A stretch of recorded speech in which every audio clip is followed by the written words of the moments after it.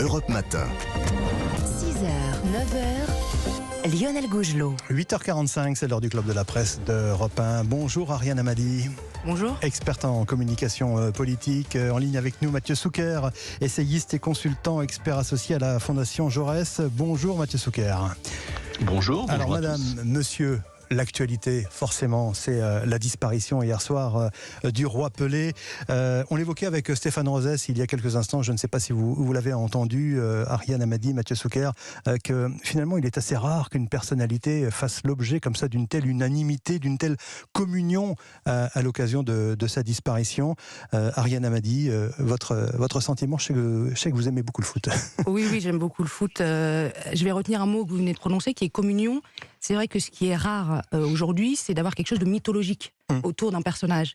Et il est vrai que le foot est encore, et là on a vu avec les audiences que ça marche toujours autant, le seul aujourd'hui opium, si vous voulez, qui de façon populaire marche pour avoir cet effet-là.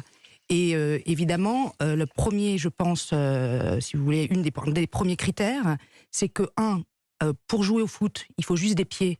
Et même un caillou. Oui, ou un caillou, oui. Enfin, oui, vous voyez, je veux dire, dans l'idée. Et deux, c'est, et moi je réfléchis beaucoup en termes de culture populaire, qui aujourd'hui, artiste, politique, intellectuel, peut réunir dans une même salle, pour une conférence, pour un concert, etc., des grands-parents, des parents et des ados. Le foot. Voilà. Cette communion, Mathieu Souker, on l'avait un petit peu observé après le décès de la reine Elisabeth II. Oui, alors effectivement, on parle souvent de la mondialisation et souvent de façon critique. Notons que s'il y a une mondialisation des économies, il y a aussi une mondialisation de la communication, une mondialisation de l'information et même une mondialisation des émotions. C'est-à-dire que nous pouvons aujourd'hui vivre à l'unisson dans le monde entier et en même temps les mêmes événements et donc aussi les mêmes émotions. D'une certaine façon, on l'avait vécu avec le Covid il y a 2 ou 3 ans où l'humanité dans son entièreté, dans son intégralité avait vécu la même histoire et avait vécu le même récit de cette histoire semblable. Avec le foot, en version positive, on vit exactement la même chose. Et donc, effectivement, on a, à travers la figure de Pelé, une icône mondiale et derrière, au moment de son décès, une émotion qui est mondiale.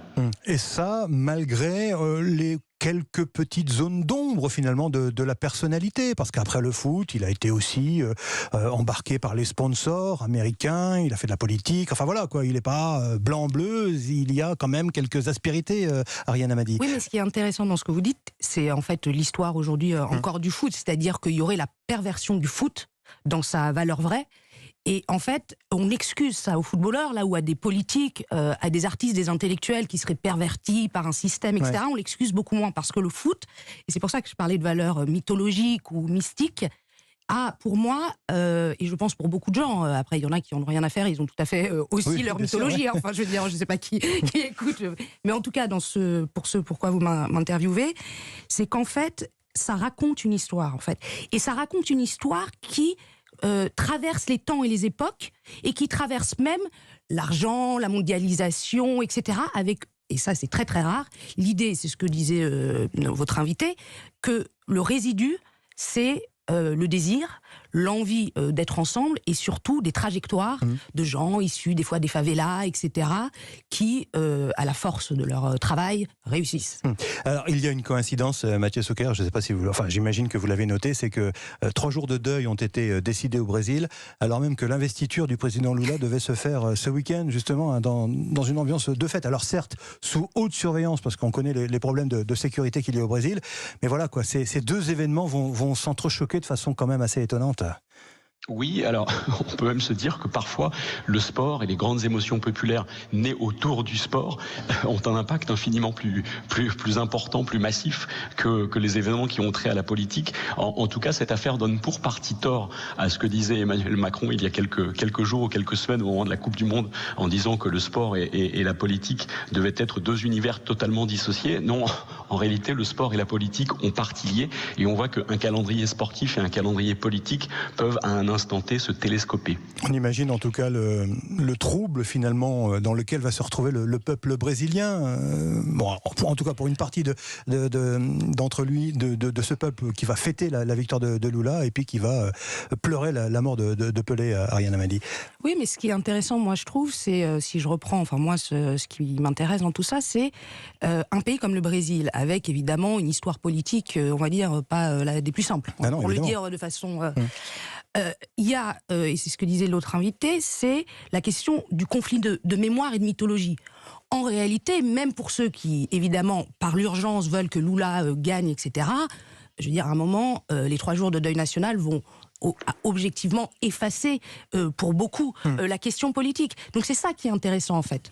C'est que moi, je pense que, là, si vous voulez, il y a quelque chose dans le mythe d'intemporel. On change de sujet, si vous le voulez bien. On va revenir sur cette affaire du Covid et de l'ouverture des frontières en Chine. Face à la menace d'une nouvelle circulation du Covid, du fait donc de la réouverture des frontières par Pékin, l'Europe a décidé de ne rien décider finalement, dans une espèce d'atermoiement qui laisse songeur. Quelle analyse vous faites, vous, de cette séquence, Ariane Amadi? Alors, la première analyse, qui est peut-être basique, mais qui mérite d'être faite, c'est que pour les gens, je pense qu'ils ont l'impression d'un espèce de revival, un peu de film d'horreur, quoi. Et ça, il faut déjà pas le minimiser juste dans la communication apportée. Parce que tout politique aujourd'hui sait, après les 2 ans qu'on a passés, qu'il n'y a pas de droit à l'erreur possible. Parce qu'il y a une sensibilité extrême de l'opinion, des opinions en règle générale. Mais même vous et moi, je veux dire, vous entendez parler à nouveau Covid, Chine, virus, il y a comme des red flags, voilà. j'ai envie de dire, des signaux rouges qui s'alarment. Donc ça veut dire que le politique, quel qu'il soit, a cette pression de devoir bien anticiper. Et justement, là, il n'y a pas de réponse. Alors, la deuxième chose, c'est qu'il y a un objet plus géopolitique, j'ai envie de dire, qui est que les États-Unis ont tranché directement. Certaines voix, notamment l'Italie, parce qu'elle est complètement traumatisée, a tranché. Et c'est toujours la question de l'Europe. Pourquoi, en fait, le délai de réponse, même s'il va être trouvé, et aujourd'hui, il y a une réunion, est toujours... Et c'est normal, puisqu'on est plus nombreux et qu'il faut un consensus, un peu plus tardif. Ouais. Pour les gens, je veux dire. Oui, voilà, c'est ça. Mathieu Souker, pour les, comment dirais-je, pour les peuples européens, pour les opinions européennes, cette espèce de lenteur, elle peut être néfaste, finalement? Oui, alors je sais pas, mais pardonnez-moi, j'ai l'impression qu'il y a même dans la formulation de la question quelque chose d'un peu biaisé. En réalité, les autorités sanitaires européennes se sont réunies. Elles se réunissent. Il y a quand même une forme de coordination, en tout cas entre les pays européens, sur les réponses à apporter. En particulier quand même en tirant les enseignements d'une forme de désorganisation qu'on avait pu observer il y a 3 ans. Et encore, je dirais même que la désorganisation d'il y a 3 ans, elle avait été rapidement surmontée. Non, là les autorités sanitaires européennes, elles se sont réunies, et je note quand même qu'à l'exception de l'Italie, qui effectivement use d'une voix un peu discordante en la matière, les différentes autorités sanitaires à ce stade, en tout cas, n'alerte pas quant à l'urgence. Il y a une situation d'urgence en Chine, mais la situation sanitaire précisément en Chine est tout à fait différente de celle qu'on observe en Europe. Et se réunissant et discutant hier, les autorités sanitaires européennes ont effectivement confirmé qu'il n'y avait pas d'urgence pour l'Europe à ce stade. Et qu'en tout état de cause, la question de la fermeture des frontières, implicitement posée par l'Italie, n'était pas du tout à l'ordre du jour. Qu'elle ne constituerait aucunement aujourd'hui une réponse sanitaire efficace. Donc vous êtes d'accord cela en n'étant pas du tout un spécialiste des questions de santé, mais en entendant ce que disent précisément les autorités sanitaires européennes et je dirais même françaises. Ouais, certains spécialistes également qui estiment que compte tenu de la couverture vaccinale en Europe, il n'y a pas lieu de paniquer, quoi, d'une certaine façon, qu'on peut se laisser un peu de temps plutôt que de réagir en panique. Encore une fois, c'est toute la différence avec la situation d'aujourd'hui et celle d'il y a 3 ans. Il y a 3 ans, la question de la fermeture des frontières, ou en tout cas de la régulation des mobilités, était posée, car nous ne disposions pas de vaccins, et par ailleurs, nous savions que nous avions des capacités hospitalières qui pourraient être très rapidement saturées. Et d'ailleurs, on est passé pas très loin du mur. Aujourd'hui, la situation est radicalement différente, et j'entendais un certain nombre de grands médecins s'exprimer ces jours-ci en disant que la meilleure réponse aujourd'hui n'était aucunement la fermeture des frontières, ou en tout cas la régulation d'un certain nombre d'avions qui pourraient venir en provenance de Chine, mais juste, encore une fois, les rappels de vaccination. Mais ça, Ariane Amadi, il va falloir l'expliquer. Voilà, c'est ça. Moi, je suis tout à fait d'accord avec ce que dit l'invité. En revanche, moi, ce qui m'intéresse, c'est sur des sujets d'une sensibilité extrême pour les gens. Vous êtes comment dire, la déconnexion entre le phénomène de peur, qui est d'ailleurs très peu contrôlable en général, et la capacité à un discours de crise, de répondre rapidement et d'être audible.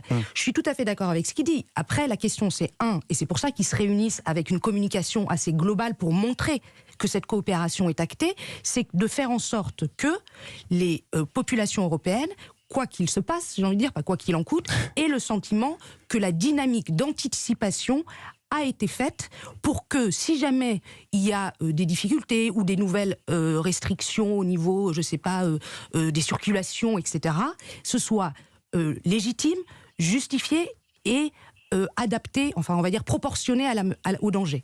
Mais justement, compte tenu de ce que vient de dire Ariane Hamady, Mathieu Souker, est-ce qu'il n'y aurait pas pu y avoir un signe peut-être un peu plus fort de prise en compte de la menace et du fait que effectivement les autorités, notamment au niveau européen, mettent en œuvre des mesures qui seront de nature à protéger les populations?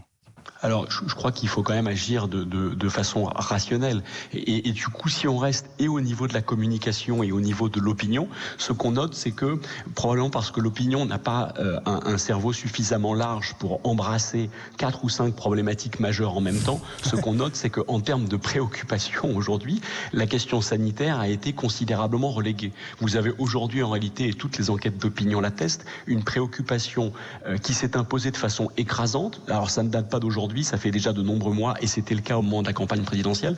La question du pouvoir d'achat écrase toutes les autres, parce que derrière, il y a effectivement la question énergétique, et je dirais même sous-jacente, la question diplomatique. Vous avez aujourd'hui 2 Français sur 3 qui pensent que le conflit entre la Russie et l'Ukraine pourrait dégénérer en 3e guerre mondiale. Donc je dirais que dans l'ordre des angoisses, dans l'ordre des peurs, il y a effectivement la question du pouvoir d'achat ou la situation géopolitique mondiale qui, à ce stade, inquiète bien davantage que la situation sanitaire mondiale. Un dernier mot, Ariane Hamady. Oui, je suis d'accord sur le fait qu'il y a un amoncellement de priorités, et ça, il n'y a pas de doute. Juste, moi, tout ce que je pense et dis, c'est que d'un point de vue politique, il y a toujours avec le Covid un spectre de responsabilité dans l'anticipation. Il y avait eu même vous vous rappelez, la CJR, enfin la Cour de justice, pour Édouard Philippe et Agnès Buzyn, quand même, ils étaient passés devant les tribunaux, en tout cas au sens institutionnel du terme, pas les tribunaux pénaux.